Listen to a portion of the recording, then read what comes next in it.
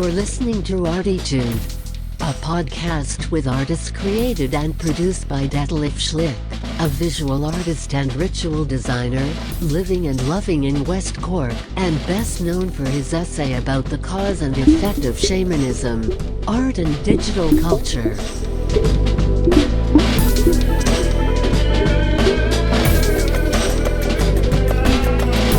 Working in the field of performance, photography, painting, sound, installations, and film, he will dive and discover with us and a weekly creative guest into the unknown and exciting deep ocean of the creative mind.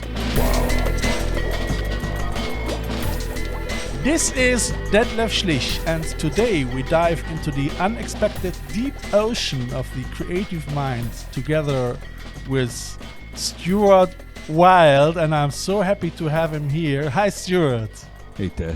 Nice to be here. Pleasure. That's great. I mean, we were already speaking since half a year or longer. It's a good while now. I can't put a number on it, but yeah, it's a good while. Yeah, and I mean, Stuart is a musician here from West Cork, and he is somehow a mix of the West Corkish Dr. John and Tom Waits and whatever influence is in. I mean, it's a lot of different stuff involved. Sure, yeah, but I'm not originally from West Cork. I'm what they call over here a blow-in. You are blowing out of my show. Well, you don't sound like you're from West Cork originally, Dad, in fairness. Really? So I try. There's something in the accent. I can't quite put my finger on it. Really? So my English is not perfect? Is that what you mean? Yeah. That's great. Hey, great to have you here. It's really... Yeah, it's a pleasure to be here. Thanks for having me on. It's cool. So it's your first interview? Yeah. Well, in a long time anyway. Or it's not an interview, it's a talk. Yeah. So I don't like the term interview. It sounds a little bit... Sounds like I'm looking for a job or something. Yeah, right. Yeah. So, okay. So you're not trying to give me a job or anything, well, right? I'm looking for some band members. So do you play guitar? Yes. So do you play electric guitar? Yes. Okay, I'm just going to go ahead and open up a can of lemonade here, if you don't mind. Oh, well, do it. We... wow. It's a nice sound, isn't it? We have the first time actually a new installment here from hey guys from this way. It is not Skype now, so we have a better quality. First time with you, so that we work with this setup. I hope it will work proper. So it's great.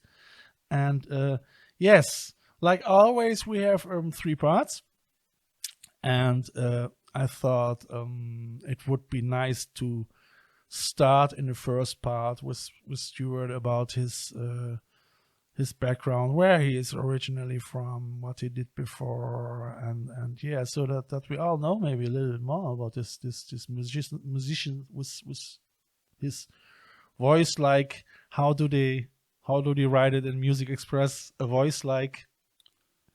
I have no idea. You tell me. A voice like a big bear, maybe. Yeah. I'll let you all decide that bit. I'm not good for putting labels on things. No, I know. Me neither. So sometimes I'm sounding like Trans-Odin, and sometimes like this. Depends which daytime. Maybe your voice is breaking dead. Yeah. Second puberty or something. Yeah. I read that if you're getting older, you're retarding already into back to the baby somehow. Oh, maybe, yeah. Well, a good friend of mine said if you don't grow up by the time you're 50, you don't have to. Okay. And I kind of like that. I'm working on that. I'm getting there. So I have to keep that in my mind as well. Yeah. It's always good to keep that in mind. Yeah. Cool.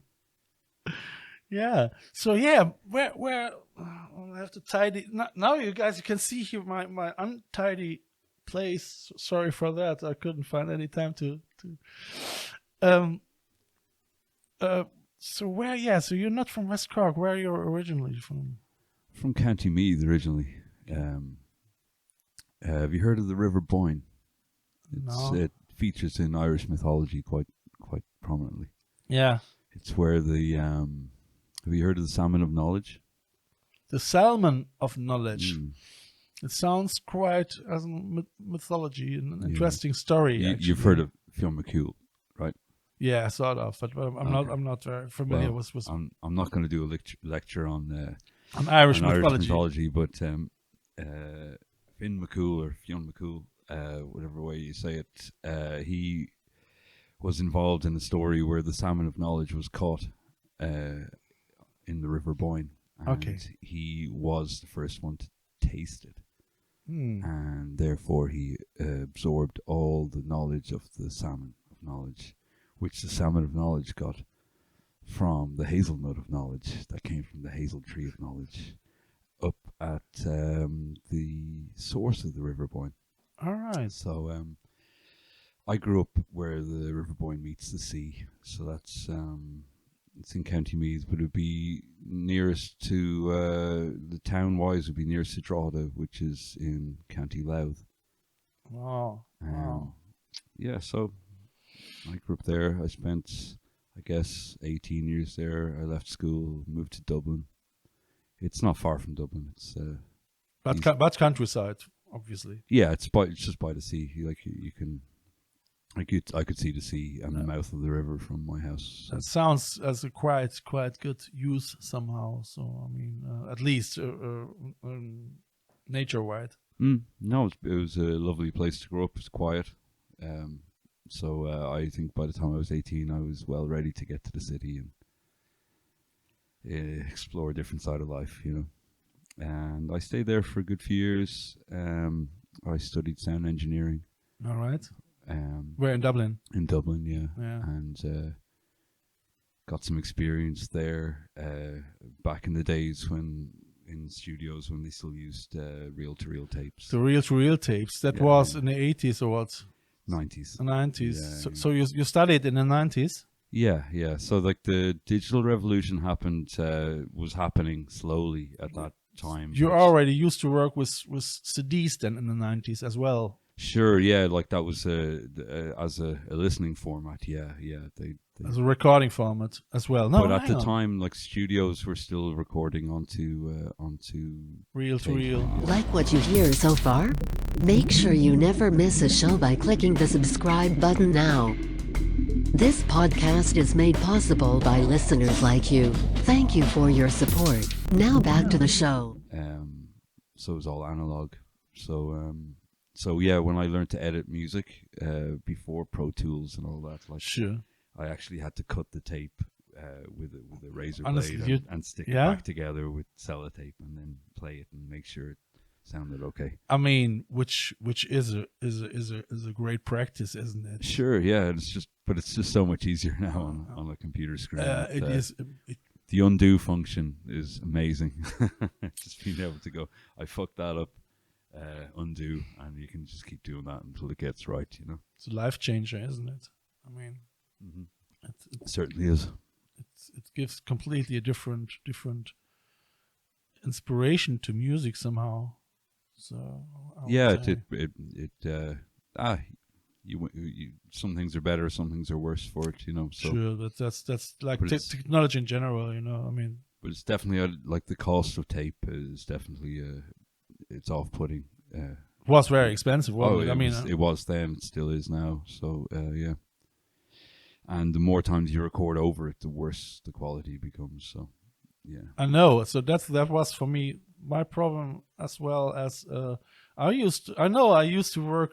I recorded my songs with a Tascam.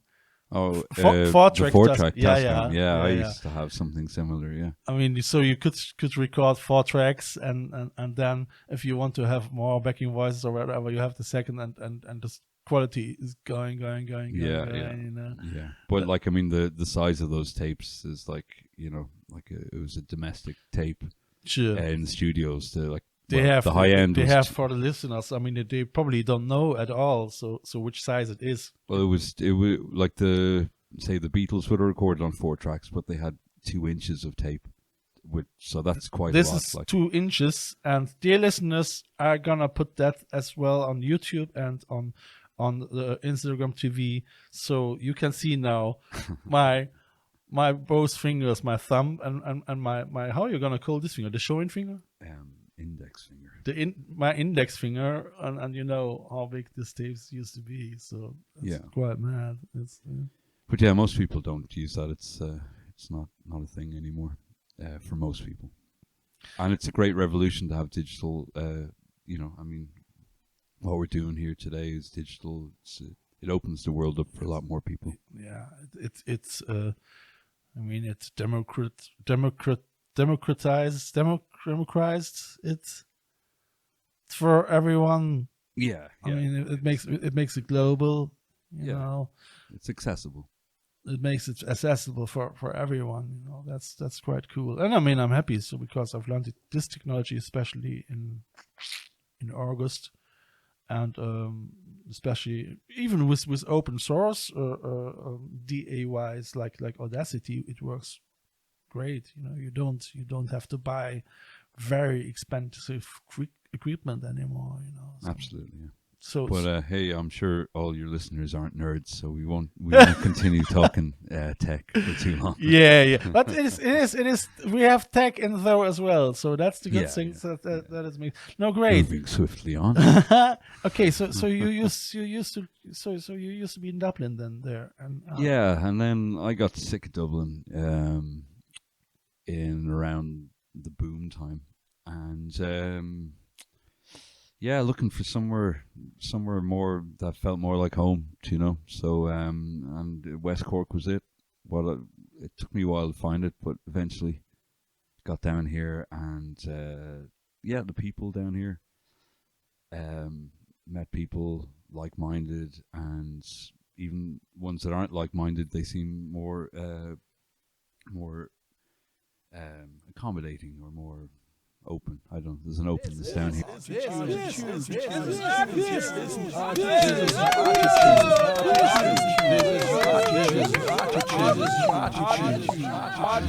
down here. I didn't find in Dublin. Quite relaxed over here, isn't it? Yeah. I would say. Yeah. Well, it suited me anyway. That's the bottom line, isn't it, for anyone?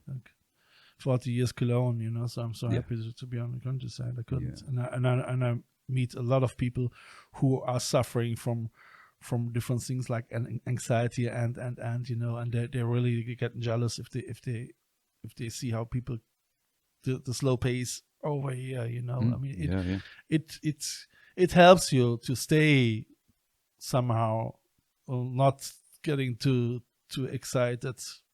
Yeah, sure, yeah. You know, for a lot of people, I suppose.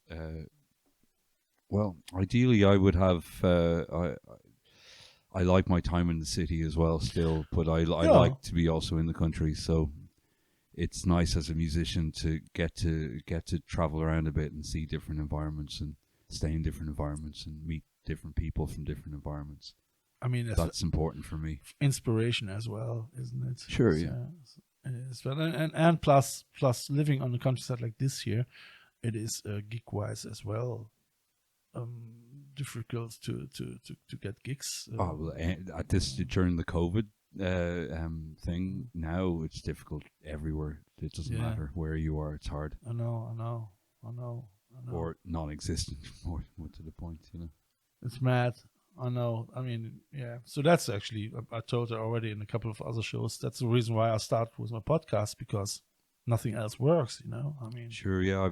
I've I've done a few things now in the last couple of weeks that will be going online.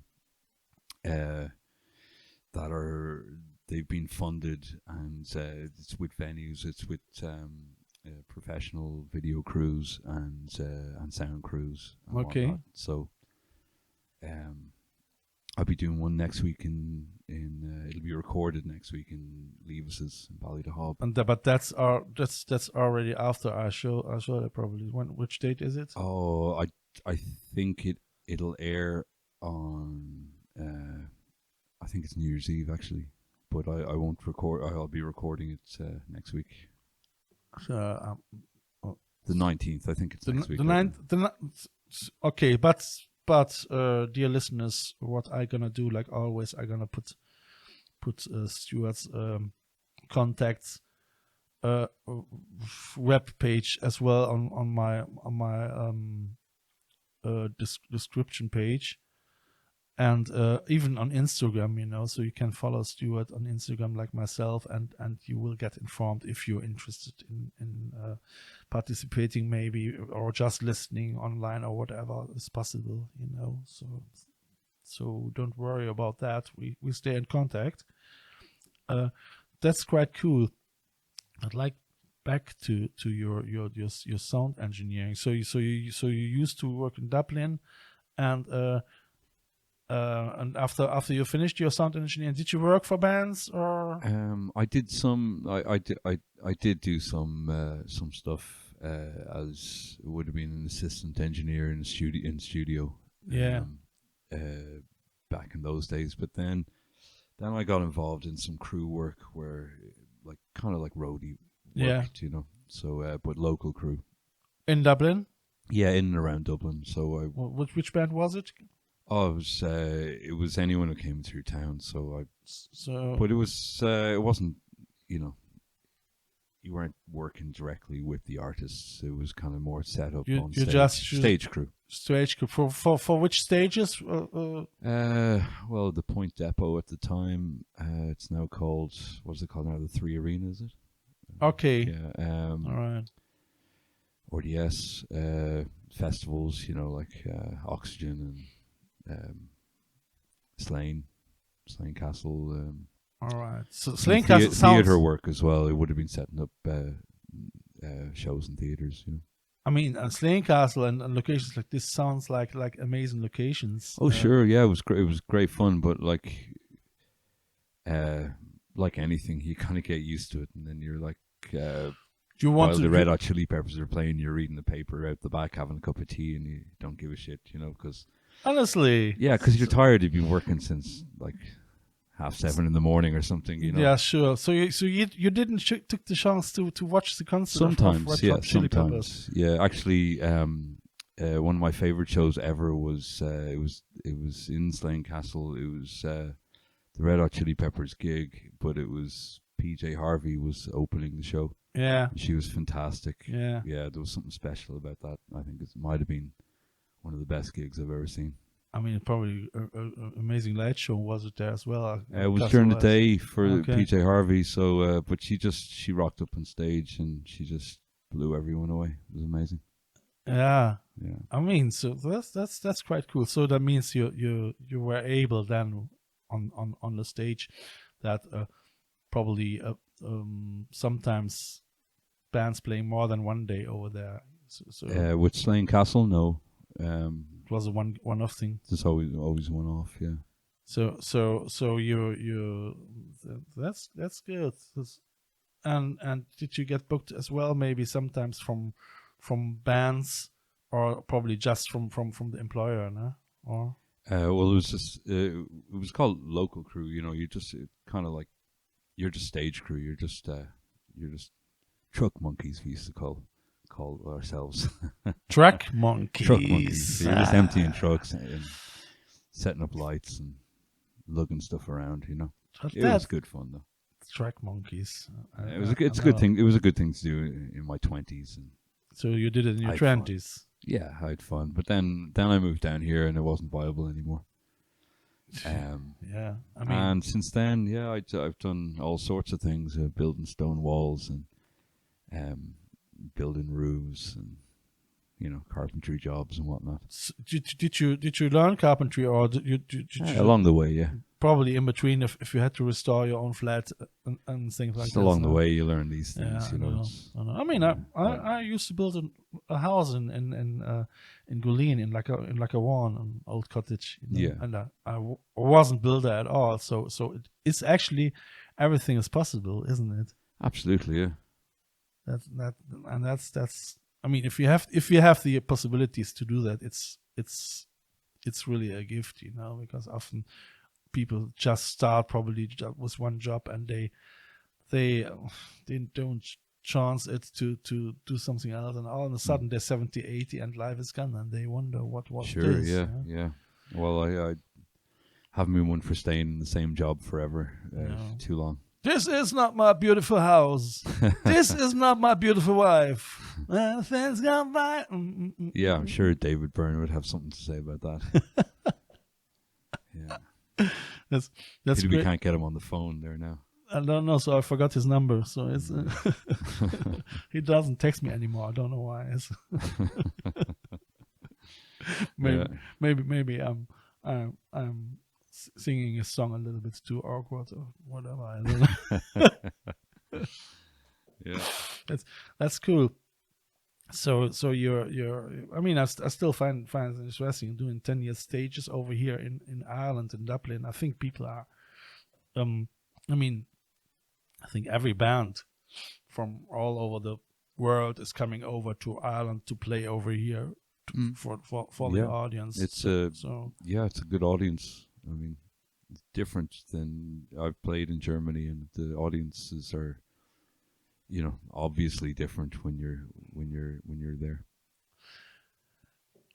Absolutely, yeah, sure. I mean, people appreciate it. If I mean, it's in Germany as well. I mean, if Irish musicians coming to Germany, they love it. Definitely. So that's Well, they're great English speakers. You can tell they enjoy English speaking music.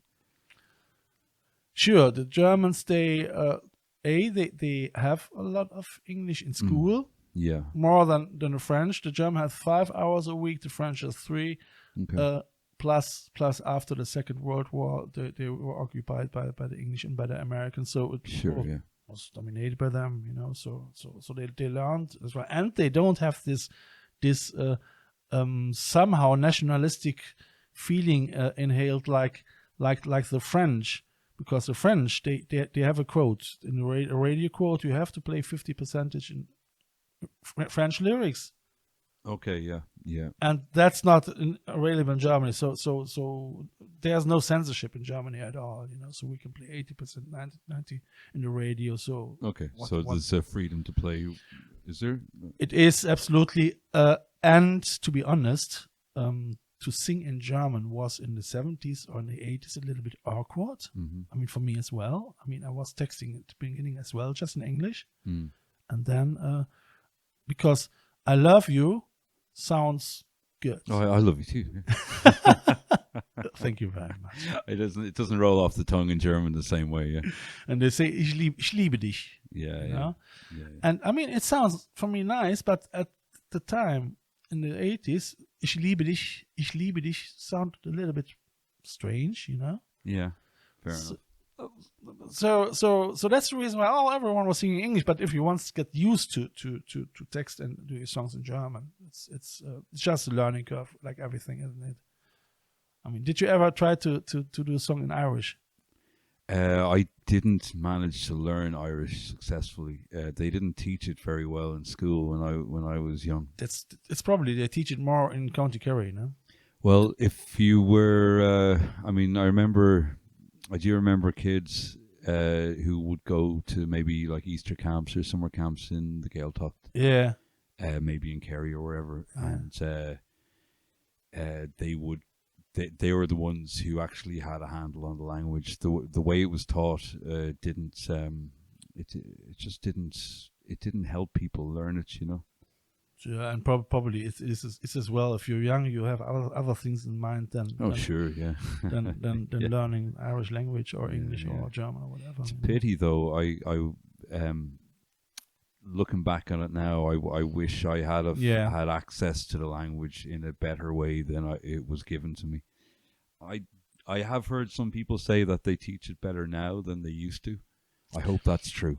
I would say I can imagine that because syntax-wise and everything. So I think the science of teaching language is improving as well during the last 20, 30 years, and the pedagogical discourse is going on as well. So yeah, I can imagine that. I'm just learning Japanese. Very good. With an app called Duolingo. Oh, it's a great app. Yeah, I've had a look at that. Already. Yeah, probably they have Irish on it as well. I believe they do. They've So I believe so. Ichi is 1, and Nana is 7. Okay. I mean, sayonara is sayonara. It's interesting. The R is, they speak it D, sayonara, something like this, So it's really a different tongue set. It's an interesting culture. I quite like. There's a lot of things from Japan I like. I don't know a lot about the culture across the board, but I do. There's some filmmakers and a novelist in particular, Murakami. Murakami, like Maria Murakami, my Japanese girlfriend. That's her name. I know. I saw that on the previous podcast. I mean, it's her artist name. You see, Maria, where we all know where you get your handle name, your nickname from. He's a fantastic novelist, Murakami. I can't think of his first name. I have actually one book here. I started to read it. I still not finished it. And I might have to look deeper into that. That's quite cool. Hey, that's great. I mean, so we're almost at the end of the first part. And dear listeners, we have Stuart as well in the second and third part. And we're gonna play for next week a Christmas song. So at least we try it. Tune in, and I'm gonna put all the details at the end of no, not the end, at the end in my description everywhere on YouTube. You can see it in Apple Podcasts, Spotify, wherever, So yeah. Thank you very much. Thank you for having you here. Well, thanks for having me on. It's a pleasure. It's really great, and I would say we see us next time. Bye. See you in 5 minutes next week. Bye. Ciao. This is a listener-supported show. I feel honored if you subscribe this show. You can follow me non-financial with a following click on one of my Instagram accounts, or subscribe to the visual version of this podcast on YouTube via the link below. If you like what you hear, be sure to tune in this Sunday for the third part of this ArTEEtude audio triptych. If you want to leave a donation for a coffee or a bus ticket, just follow the donation link via the ArTEEtude podcast account. Eventually, I would like to thank, through this medium, all my members and listeners of the I Love West Cork Artists Network from all over the world. Just to remember myself that without you, this here couldn't and wouldn't happen.